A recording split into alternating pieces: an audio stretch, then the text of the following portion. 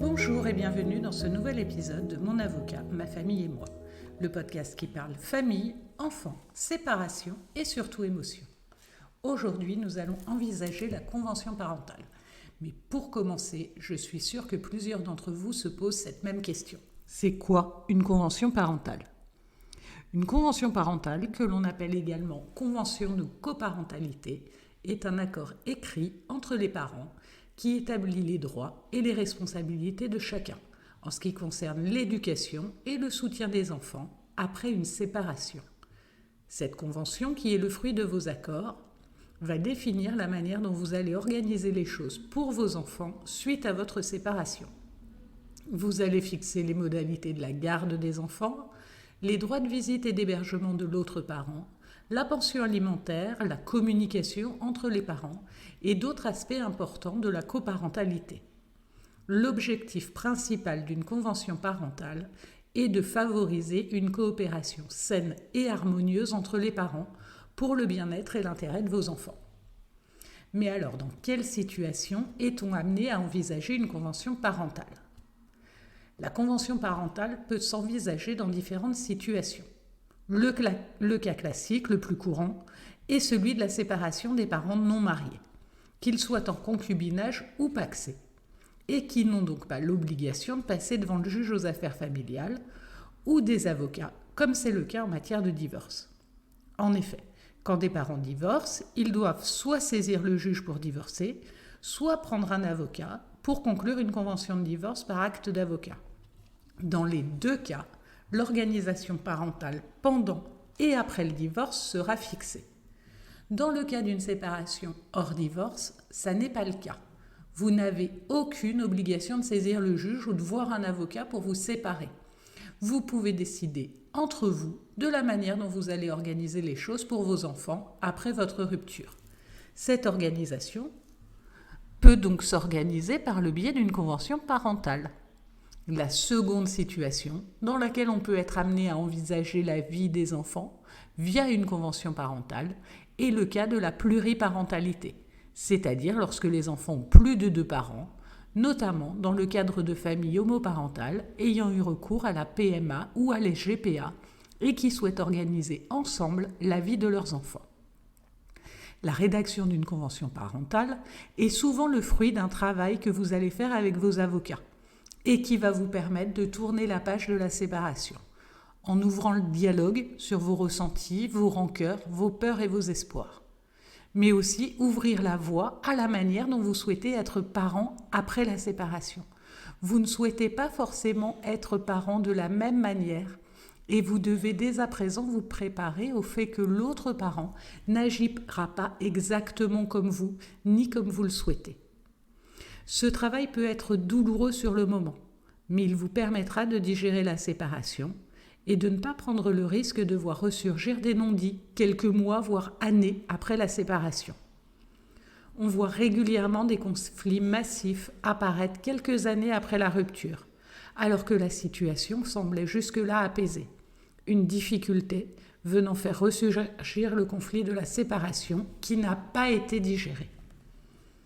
Mais vous allez me dire, nous sommes d'accord, pas besoin de formaliser les choses. C'est la situation dans laquelle j'interviens le plus souvent en pompier. Les parents se sont séparés il y a quelques mois ou années et n'ont rien formalisé. Ils se sont mis d'accord sur leur organisation et cela a très bien fonctionné pendant de longs mois. Et puis arrive le conflit. Il peut s'agir d'une nouvelle relation, d'une recomposition familiale ou d'un déménagement lointain. Et là, comment faire ? Les gens sont persuadés que leur accord a une valeur contraignante et que si l'autre parent qui avait respecté leur accord décide tout à coup de ne plus les respecter, ils ont la possibilité de le contraindre. Notamment, il n'est pas rare, dans les cas d'un droit de visite et d'hébergement qui n'est tout à coup plus appliqué, que le parent auquel on ne présente plus les enfants aille déposer plainte pour non-représentation d'enfants. Ce parent se trouve alors démuni lorsque les policiers lui indiquent qu'il n'y a pas de non-représentation, car leur accord n'a pas valeur de jugement. Ce parent va alors être contraint d'engager des démarches pour tenter une négociation amiable, ou saisir le juge pour remédier à la situation. Mais les délais de la justice sont très longs, entre 12 et 18 mois à Nantes, avant de pouvoir voir le juge aux affaires familiales. Pendant ce laps de temps, les parents vont être livrés à eux-mêmes, chaque parent ayant les mêmes droits sur les enfants.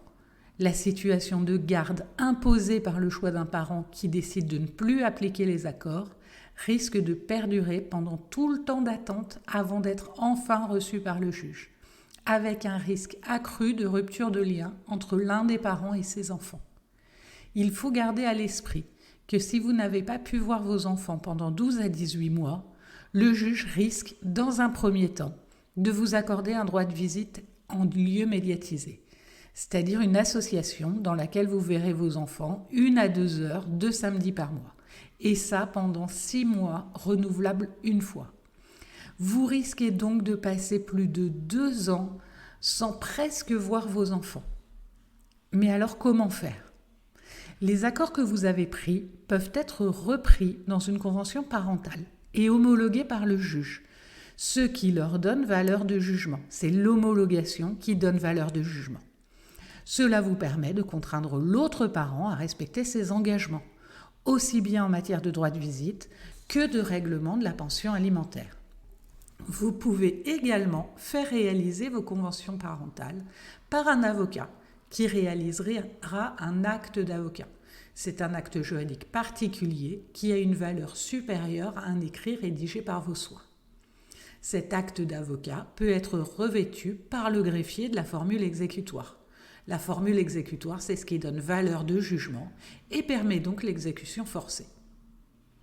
Mais alors, si la situation change et que nous ne sommes plus d'accord, l'avantage de faire réaliser sa convention parentale par un avocat formé aux modes amiables, c'est que vous allez travailler avec lui sur votre relation de parent et sur la construction de votre coparentalité après la séparation. Cela va permettre de remettre du lien et de la communication entre vous. Ce travail que vous aurez réalisé post-rupture vous permettra de trouver plus facilement vos propres solutions si votre situation change ou que vous n'êtes plus d'accord. Je le répète souvent, mais la communication est la clé de voûte de la coparentalité. Et si malgré cela, vous n'arrivez pas à sortir de l'impasse, il est toujours possible de se faire accompagner pour trouver une solution amiable ou de saisir le juge pour qu'il tranche les points de désaccord. Voilà, j'espère que cet épisode vous a plu. N'hésitez pas à le partager à votre famille et à vos amis et à me mettre une très bonne note sur les plateformes d'écoute. C'est le seul moyen de faire remonter ce podcast afin que d'autres personnes puissent découvrir mon avocat, ma famille et moi.